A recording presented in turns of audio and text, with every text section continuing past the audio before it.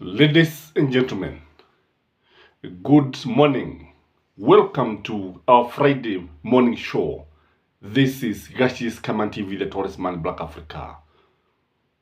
A number of people, a number of our viewers have requested me to discuss or give a critical analysis about Raila Odinga's move to be the chairman of the African Union Commission. Them want to discuss the impacts that this move is likely to have to our politics, and I found it also very, very interesting. So in this video, I want us to look at the repercussions, the consequences, the impact of Raila's move to our politics. Number one, there are so many people who have been defended by Raila Odinga. Tuko na watu wengi ambao kama si Raila Odinga, wengi sasa tunazungumza labda wangekuwa jela. Hasa wale wengi ambao walikuwa wanamuunga mkono William Samoei Ruto. Some of these guys who are very hard on William Samoei Ruto when he was the deputy president and Uhuru Muigai Kenyatta was the president. Unajua tumewahi kuona wengine wakiitwa na majasusi to go and report and maybe answer some unfounded issues. But when Raila came and told them no, when Raila intervened, that is how these guys walipata amani, wakaponea chupu. So, unknown to many, even Uhuru Muigai Kenyatta has always been protected by Baba. Ukisikia Baba, ujua ni Baba. Haitwi Baba tu kwa jina. Baba is an institution. Baba is a force to reckon with.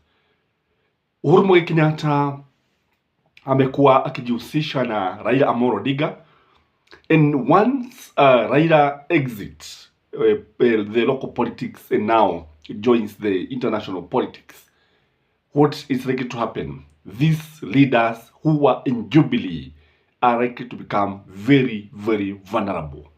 And that is why you see William Samoei Ruto pushing Raila Odinga and campaigning for him, and even sending Mudavadi, and even talk in public that they support the candidacy of Raila Odinga to be the chair of the African Union.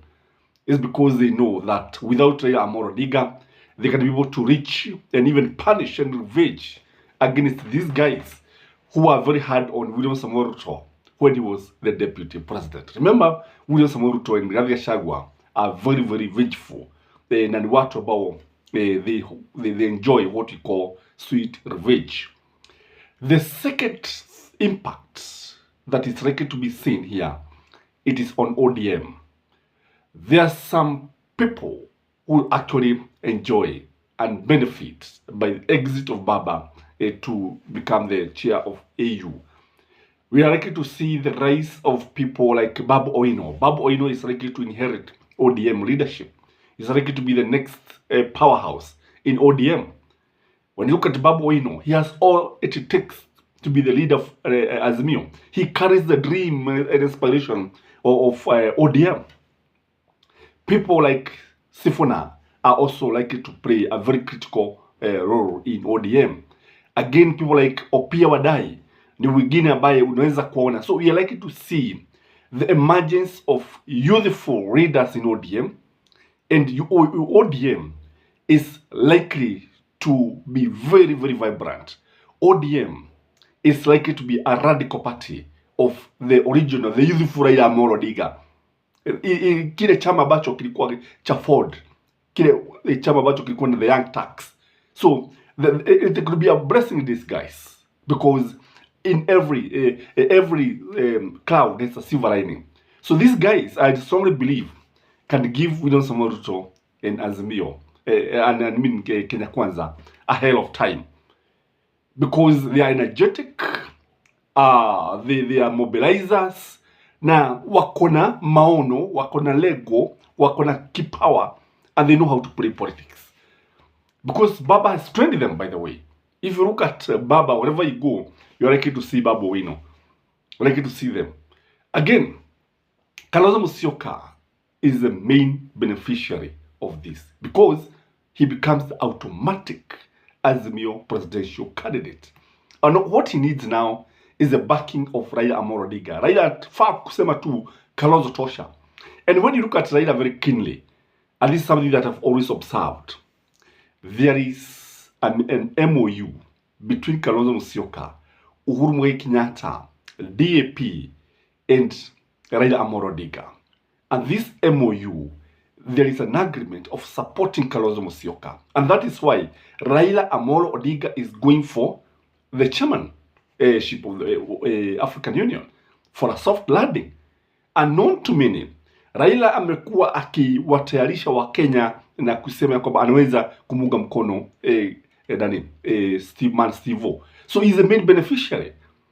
And Kalonzo can easily become the president, by the way. He can easily become president because, for one, he has a lot of time to campaign. Secondly, he's likely to inherit Raila Amolo Odinga's backyard. Although it also depends on the way he is going to play the cards. The other thing that is likely to happen is that there are some leaders who are likely to become a history. Some leaders may become irrelevant, especially those who hangs on Raila Amolo Odinga's court. Especially those who are in Luo Nyanza. Kuna wengi ambao hawezi kuchaguliwa bila kuunga mkono na Raila Amolo Odinga. A number of leaders in Luo Nyanza wanachaguliwa kwa sababu ya Raila Amolo Odinga. Raila akisema hawataki, hawezi wakachaguliwa. Na Raila akisema, by the way, in Luo Nyanza, once you have been nominated through ODM, you are already in parliament. You have already won the election. Or you have already become the governor. You have already become the senator, woman rep. As long as you are in ODM. Because it is automatic. So it is this kind of leaders who are likely to face stiff competition. And that is why you see, wakati ambapo alisema anaweza kumuunga mkono Steve Kalonzo Musyoka, uliona wengi wakianza kulamika. Wakasema ya kwamba Kalonzo Musyoka anafaa kujipigania. Ndio anafaa kujipigania. But what will happen if Raila exit politics? This is something that is inevitable, and these two also have to fight. Kwa sababu wengi wamekuwa pale kwa muda mrefu, sio kwamba they are the best, but because Raila favors them. Something else is that Ruto may try to penetrate Raila's base, especially the coast and western.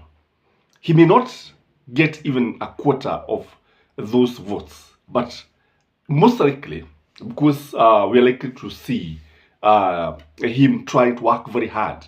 And that is why you remember wakati ambapo walikuwa wanasema ya kwamba kwa sababu wajasusi wa Kenya ni watu ambao wanafanya uchunguzi wa ndani sana, na walikuwa wanajua tangu mwanzoni kwamba Raila Amolo Odinga was not going to vie 27 elections. And that is why Uhuru Muigai Kenyatta has always been with Raila Amolo Odinga supporting Steve Kalonzo Musyoka. And kuna wakati ambapo hata William Samoei Ruto alisema akiachiwa Kalonzo Musyoka ni kumkaaga tu asubuhi na kumtafuna na kuwa kitoweo. And today he is a worried man because Kalonzo has turned out to be a major threat. In fact, he is the greatest threat. The other thing is that we are likely to see new political realignment. Some formation will be formed. We shall see other people joining Kalonzo. Because I know there are some leaders who are not joining Azimio because maybe they want to punish Raila Amolo Odinga, especially some people from the mountain. We're likely to see some people from the mountain joining Azimio and supporting Steve Kalonzo Musyoka. We are also likely to see some people leaving Rigathi Gachagua and William Samoei Ruto and joining Azimio. We are also likely to see some people who are in Azimio, but because Kalonzo Musyoka has come, now because he's now the automatic presidential candidate, tunaweza kuona wakienda katika mlengo wa William Samoei Ruto. This is politics, by the way. And that is why we say, in politics, there's no permanency. What we have to move the dynamics, because politics in Kenya is very fluid. And Kenyan politicians have no principles. They have no ideologies. It is interest that matters in Kenya. Again, we are also likely to see a weaker opposition. I'm saying this because anytime that jambo fulani linatokea, Raila anajitokeza, na Raila wakati anazungumza kila mtu ananyamaza, anasikiliza. When Raila is quiet, people ask why he's quiet.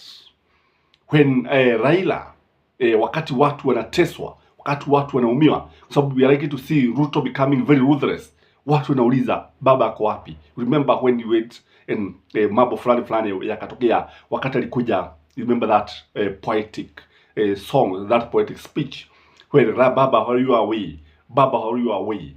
And so Kenyans are likely to suffer. They are likely to suffer more because unajua sasa watu wa kuchuga, watu ambao wanaweza kumwambia William Samoei Ruto, hapa unakosea watu. I don't think we are likely to get somebody of Baba's caliber. Remember, Baba came with a lot of experience. In fact, Baba is the most experienced politician in Kenya today. Baba, although Oda wished him to become the president of the Republic of Kenya, wakati mwingine lisilobidi hutendwa. Wakati mwingine you have to move with what he wants, because I know he has a plan, and we cannot actually overrule Baba. I don't know what you think. There are so many things that are likely to happen between now and next year, because if he's going to win, because chances are very high that he's going to win that seat. The only problem is that he's being supported by William Samoei Ruto. How I wish that he is not being supported by William Samoei Ruto, because most of the countries in Africa views William Samoei Ruto as a stooge, as a puppet of the West. So if Raila loses the African Union chair, it will be because of William Samoei Ruto.